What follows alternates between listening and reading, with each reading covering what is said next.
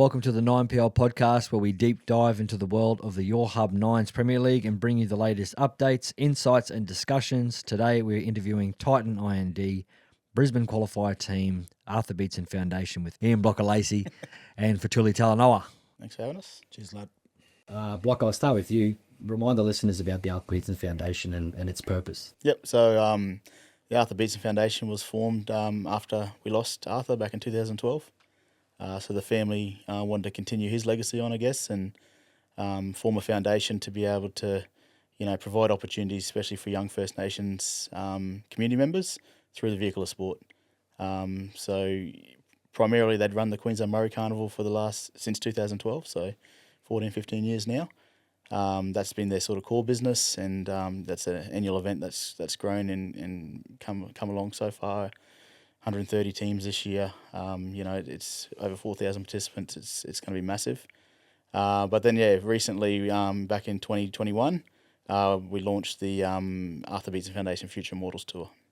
So that was something that myself and Petro had been sort of working up since about probably 2016. We'd been talking about this concept and just provide an avenue for former players to go back to community, use their profiles to, uplift the community through the vehicle of rugby league, but also give those former players the opportunity to get back into that team environment, the ability to connect again with players and turn back the clock and have those conversations around, when they used to play footy, because so many of our players, once they finish the game of footy, some go off the rails, they don't know what to do with their life. The transition back into society is difficult for some. So these tours just provide that platform for the players just to have a bit of purpose again, where they go back out to community, and a lot of these players come from these communities.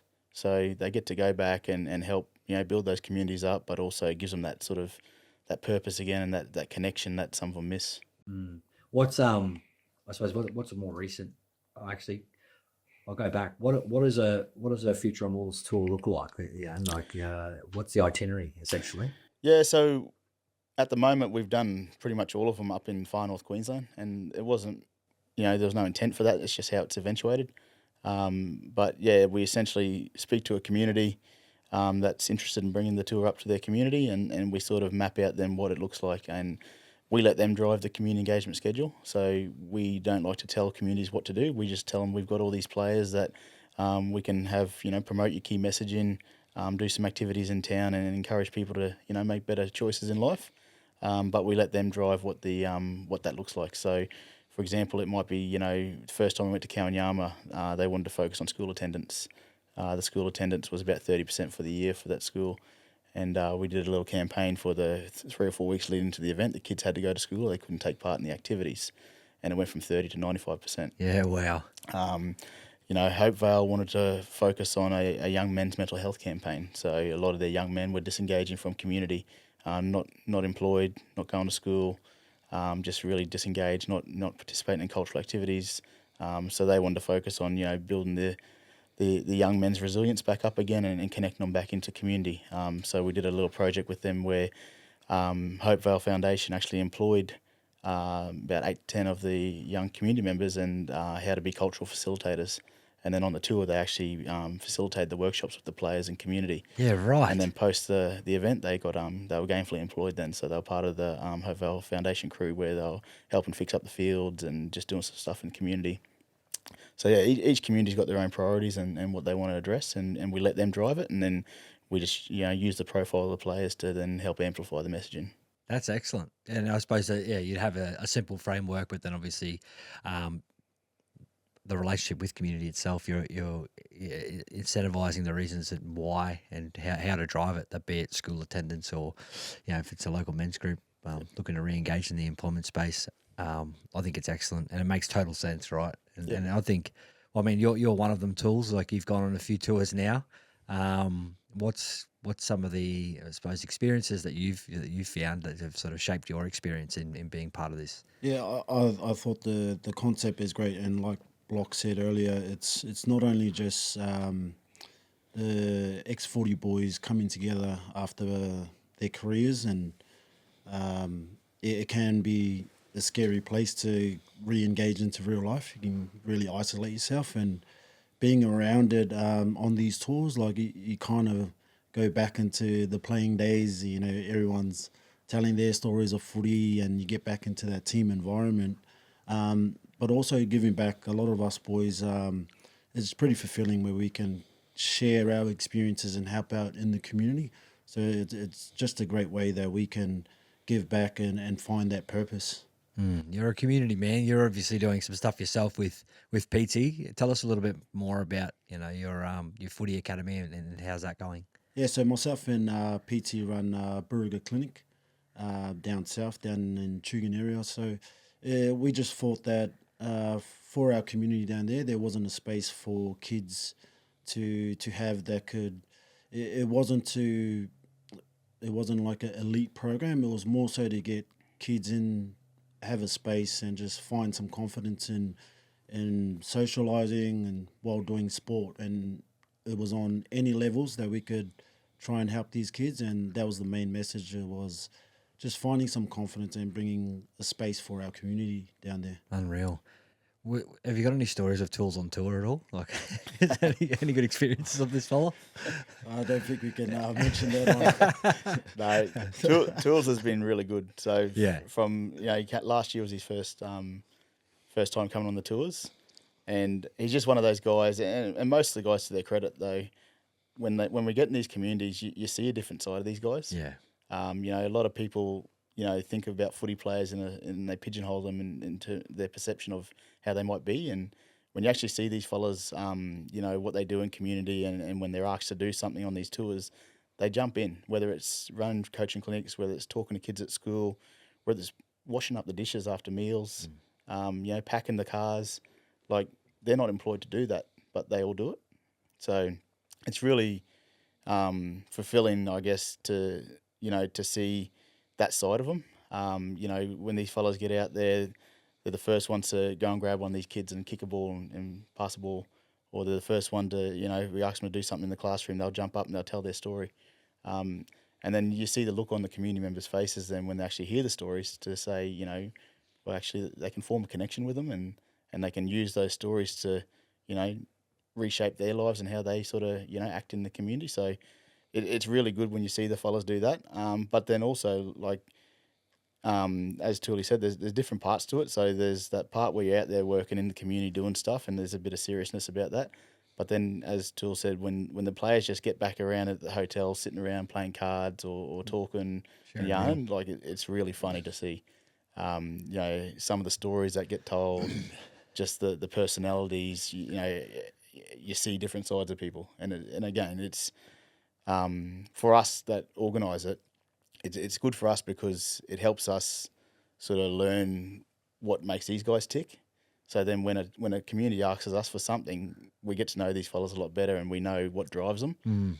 So then we can, if we're talking to a community about a certain activity or something they want to stage in their community, we can say, okay, no, Tuli's actually suited to that. Yeah. So a good example of that is we went to a school up in Mariba last week, up in Atherton, a couple weeks ago, sorry, when we were there. And the school didn't really give us much of a idea what they wanted. They just wanted us to have the players come meet the kids and just given Tuli's background with the Beauregard stuff, I just said to him, Tulis, can you just run a couple of stations? And him and Zeb put their hand up.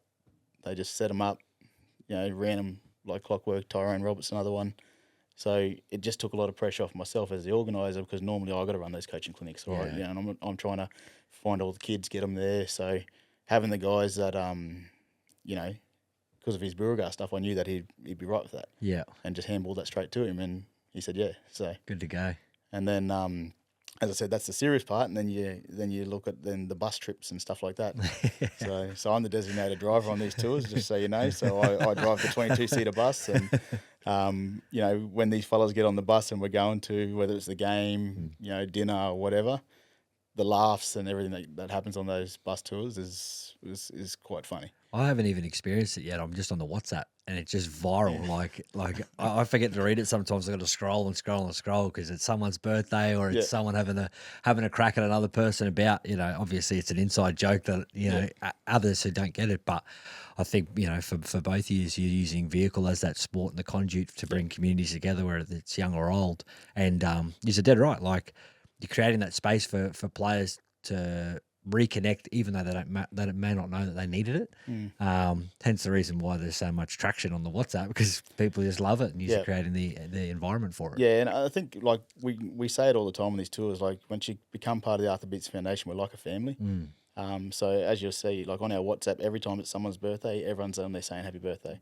We might not have spoken to them for 6 months, in between tours, but everyone's on there saying happy birthday, hope you have a good day, and just Yeah. little things like that just Yeah. lift people's spirits. Yeah. Because you don't know how some might be having a bad day, Totally. but to get 30 or 40 happy birthday messages, just lifts your spirits a little bit. Yeah, and it redirects your thoughts back to Kawanyama when you're Yeah, it driving the does. bus and Tuli's playing music in the back or whatever else. It's super fulfilling. So, I mean, you dipped your toe on it last year with the Arthur Beetson Foundation team, and I thought you were scrambling at the last minute to pull together some boys, but the guys that you had, they were very impressive. But what interested you in coming back into a qualifier, outside of me, pestering you and begging you to come back and play? Yeah, I think this year, sorry, was it was a very last minute thing. As you know, we sort of came to you late and said we'd be keen to be on board, and so we didn't really get enough time to prep our team and sort of get a team together that was able to, one, play in the event, but two, train together. Like I think our trainer session was the day before the game. When the storm comes through. When the storm come. So yeah, it was very disorganised that first time round. But our purpose behind it and our reason behind wanting to be involved is purely just to, one, give another avenue for these players to connect again. So the tours have their own purpose, and there's a lot of community work and stuff like that that's involved. Like they're long days. Like some of those days in Mariba in the last couple of weeks were 12, 14-hour days. Yeah. So whilst they are very fulfilling and good fun, the boys don't really get a chance to let their hair down. Yeah. So playing in a tournament like yours just, again, gives us that ability to get the boys back together in that football team environment. Because as I said, when you see them on the tours and you see how they connect and how they just turn back the clock, like some of them might not have seen each other for 5 years and they'll sit down like they were there yesterday training together. Yeah. So having that opportunity for the players to do that, I think is will serve a purpose in terms of, we talk a lot about the mental health of our former players. It's hard for some players to let the game go. So for those players that are in that space, giving them an opportunity to Here's a jersey. play some footy, that's going to serve its own purpose. Yep.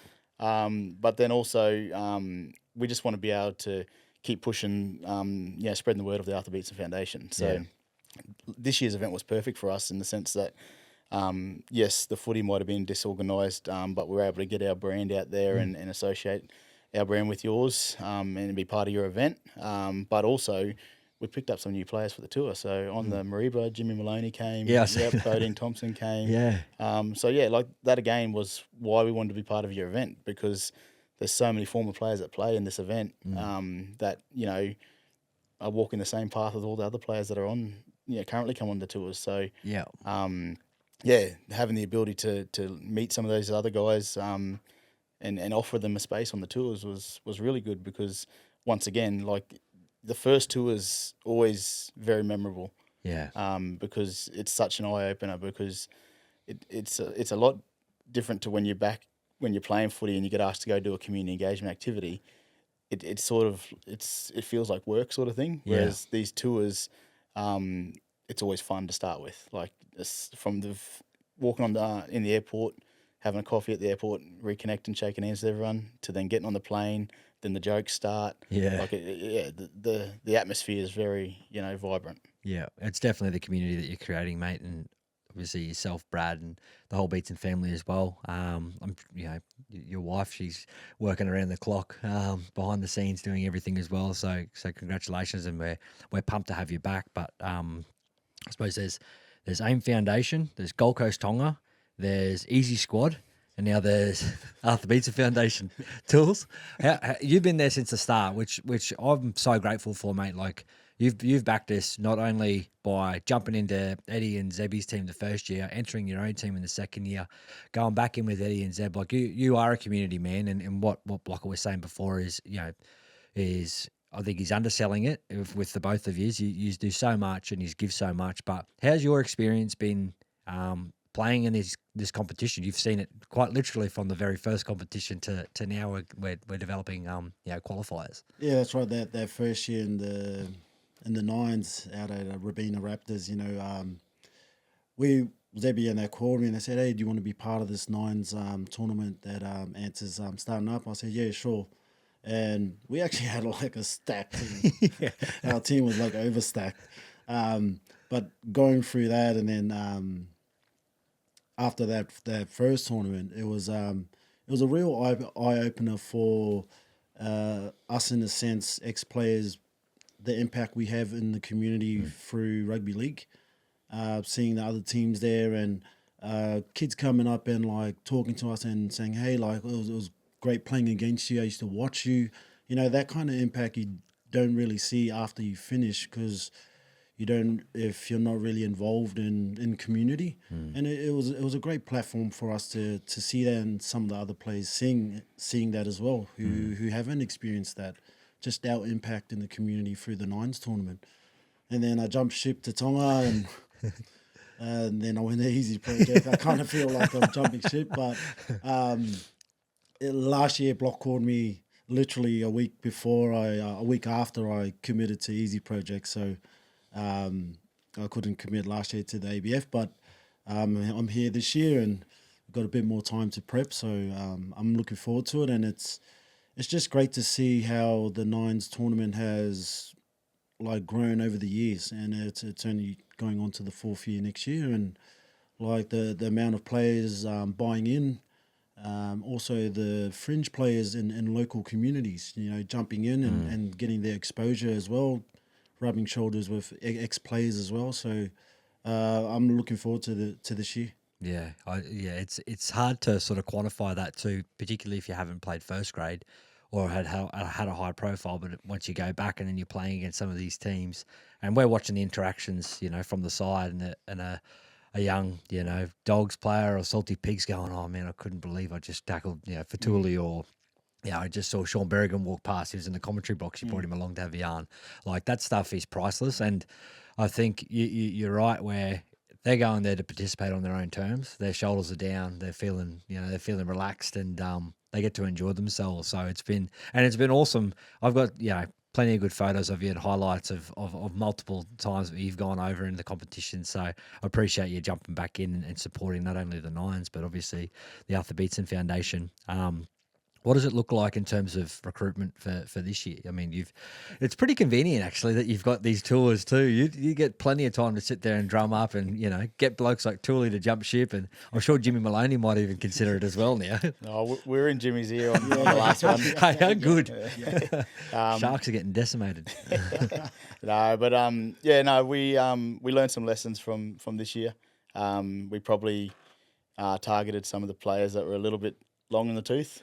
And as it got closer to the event, I think they sort of realised that their body probably wasn't ready, so they pulled the pin. So yeah, we've changed our strategy a bit. We're going to target sort of, not too many. We don't want too many of the former players. We'd rather get a lot of those guys that come on the tours just to be around the team, especially the older ones. But the likes of Tools, who's still currently playing, Joel Moon, Rod Davies, some of those younger type fellas like Davin Crampton, Phil Dennis, who have retired sort of, from their Queensland Cup level, careers, but still, playing local league and stuff like that. Donald Malone, another one. And then, like what we did unearth this year was a few local fellas. Yeah. Tools gave me a couple of names there that we chucked in the squad this year, and they went really well. Keel Murray, Jakeem Thompson. Yeah. Those sort of fellas. So we'll definitely be inviting those guys back again. And then you got the Beetson legacy. So, Jack Beetson played this year, came up from Sydney and played in his grandfather's team, which was very, rewarding for him. And then, that was Jake. And then Jack is Brad's son. Yeah.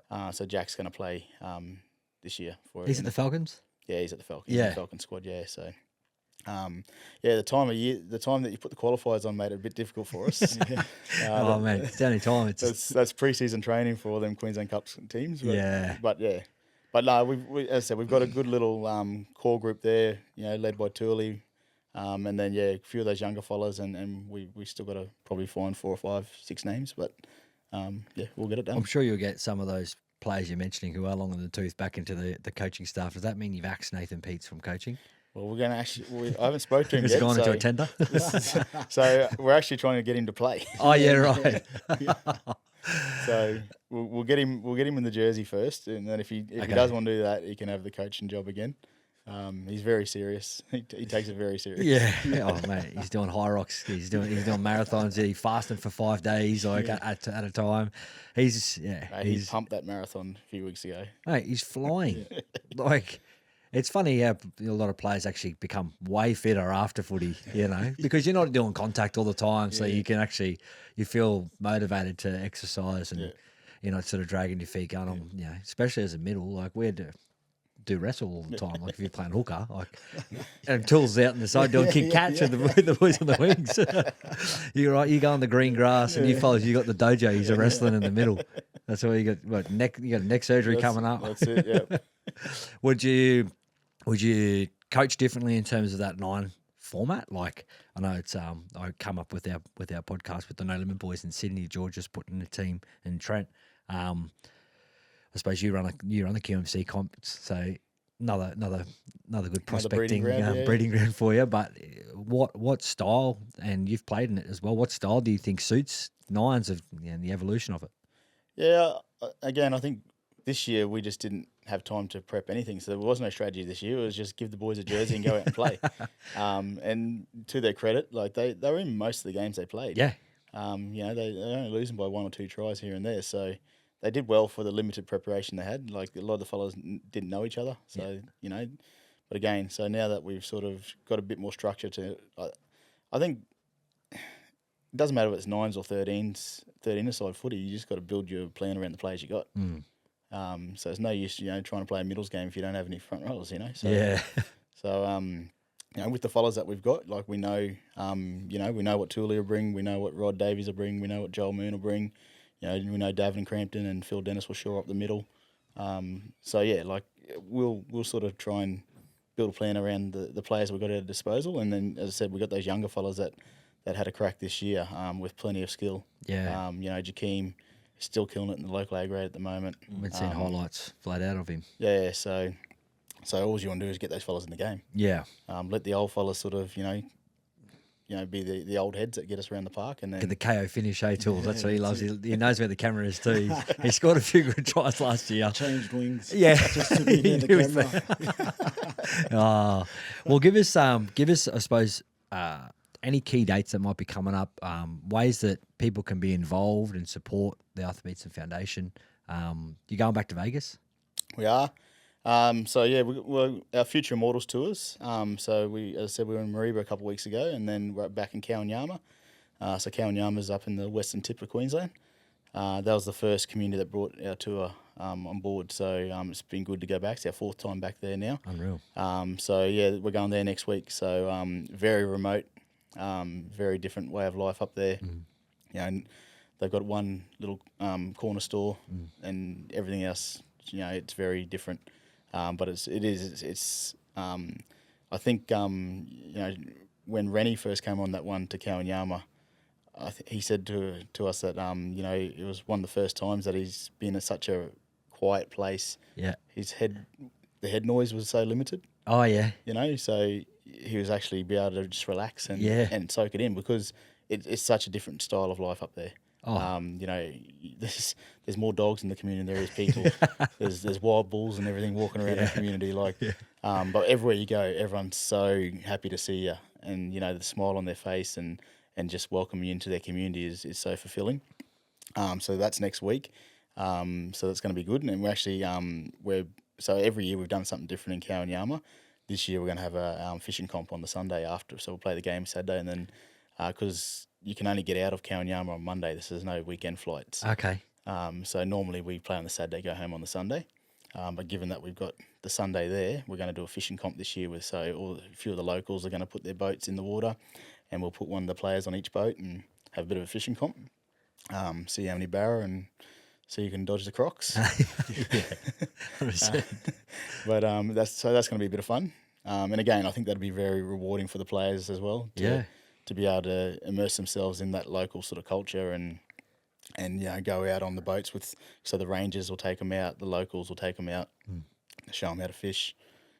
So Tyrone Roberts caught a metre 12 barra there last I year. saw this, Like he Yeah, put it on it his was Instagram. massive. It was huge. Yeah. Was it off a handrail or something too? Wasn't it off anything so impressive? All the boys, so they took all the boys fishing at one spot, and it's the local boat ramp, and you don't really catch a lot there. But Tyrone met a few of the locals on his previous tour, so he jumped in the car with them, and he went a different way. Yeah, So right. he went to where the fish Went the were, hotspot. and that barra he brought back was ridiculous. Like the Jeez. fillets that we scoured it, cut it all up, and we cooked it up. So that's the good thing about Kawanyama. Like last 2 times we've been there, the boys have been out pigging, they've been crabbing, they've been fishing. And every time we catch something, we bring it back to the training centre where we stay and we cook it up. So yeah, the fillets that come off that barrel were just ridiculous. Big thick steaks, Yeah, eh? just ridiculous. so that's that tour next week, and then Vegas. So this year was our first try at a corporate event. So everything that we've done for the Arthur Beetson Foundation has been around community. So the Murray Carnival, the tours, it's been around how we get the players out to community. But what we found is the difficulty for the foundation is continuously getting the funding to fund these activities. Yep. So we trialled a corporate tour to Vegas this year, which was really successful. So we took Wally, Petro, Presto, Sean Berrigan, Dean Witters, Bo Delacruz, on a corporate tour. So essentially corporates paid to spend a week with these people. And we did a whole range of activities.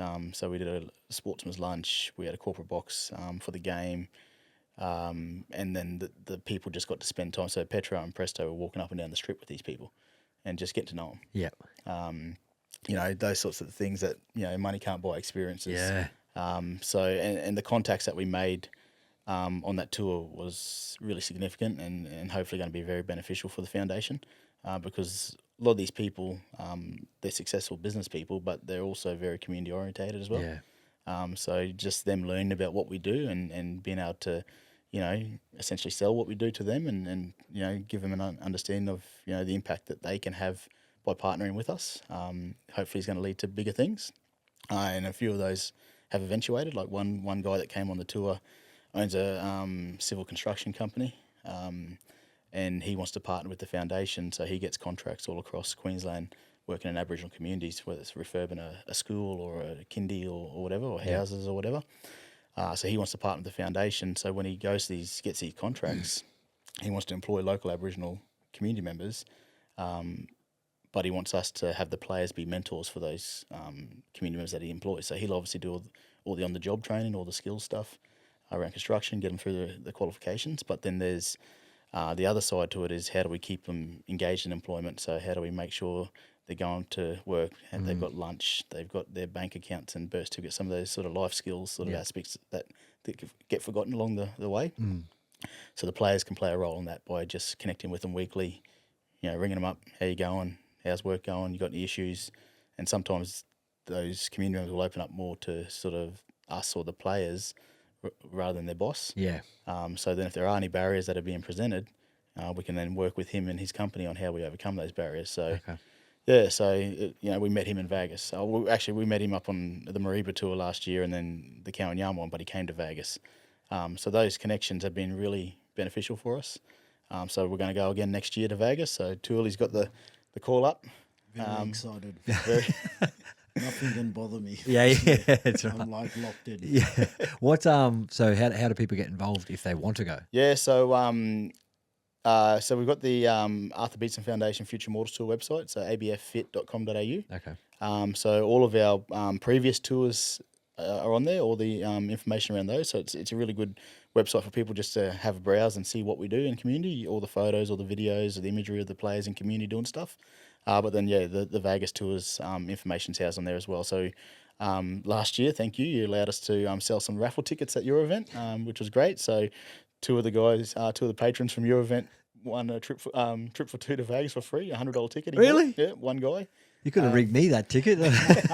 So he was just he was just having a beer on the deck watching the nines, and we were just selling the tickets, and he paid $100 and he won a trip for 2 to Vegas. Are you doing the same thing? Yep, we're doing the same thing. So you're doing it again at the qualifier? No, it'll be we can do it at the qualifier. Won't be able to do it at the Gold Coast one because we got to we've got to close it down by December. But so that tour. That raffle will be up on all of our social media pages, so ABF Future Immortals Tour, Instagram and Facebook. So we're actually we sold them for $100 a ticket last year. It's going to be $50 a ticket or 3 for $100 this year. And you get a trip for 2 worth $20,000. You spend the week with Wally Lewis, Petro, Preston Campbell, Dean Witters, Tuli, Rennie Matua, Nathan Blacklock. So it's a pretty good price, and the guys, the guys that won it, and like they were so thankful, for being able to do that. Like they said they were just watching footy, and they obviously bought a ticket and they won, but it was such a good price for them to win. So that tour is going to go ahead again, and then we haven't got it locked in yet, but we might be doing a tour to PNG, coming up in October or November. So Petro's just doing a bit of work in the background, but if all things go to plan, we'll be playing a curtain raiser before one of the Pacific Championship tests against the Cornwall's Old Boys. Oh, far out, well done, man. That's awesome. We'll make sure that we add all the all the right links so that people are able to connect. But fellas, thanks so much for jumping on. I'm excited to have the ABF back on with us in the Nines qualifier, and ultimately, I've just found you as a great team to partner with, and you are community driven, using footy, and he's exactly the type of role models that we need generally as adults or as kids. So thank you very much again for coming in, and looking forward to catching up in the back end of the year and seeing if Pete's your coach or not. Captain coach. Yeah, that's right. Cheers, eh? Thanks. Yeah, cheers, brother.